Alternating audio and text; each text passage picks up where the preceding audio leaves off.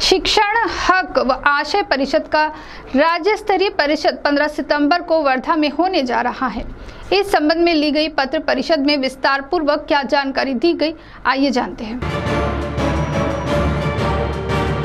शिक्षण हक व आशय परिषद राज्य स्तरीय परिषद का आयोजन 15 सितंबर को किया गया है, जिसके उद्घाटक पूर्व अध्यक्ष यूजीसी सुखदेव थोरात रहेंगे और अध्यक्ष के तौर पर इतिहास अभ्यासक और विचारवंत डॉक्टर उमेश बगाड़े रहेंगे।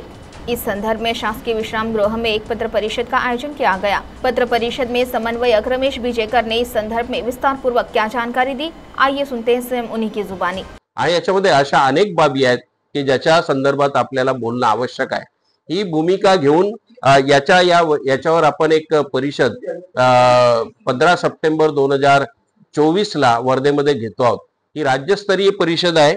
या राज्यस्तरीय परिषदेमध्ये राष्ट्रीय शिक्षण धोरण आणि राज्य अभ्यासक्रम आराखडा याची सविस्तर चर्चा आपण करणार आहोत।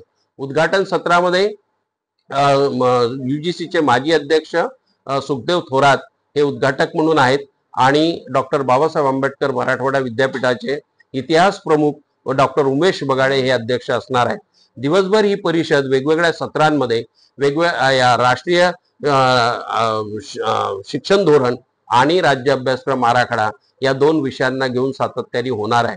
मला आशा आहे की या परिषदेतून शिक्षण प्रश्नाची एक सुसंगतपणे आपले जे प्रश्न आहेत ते लोकांपुढे जातील आणि त्याची चिकित्सा होऊन त्याला अल्टरनेटिव्ह म्हणून काय असेल हा पण एक गाभा या परिषदेचा असणार आहे।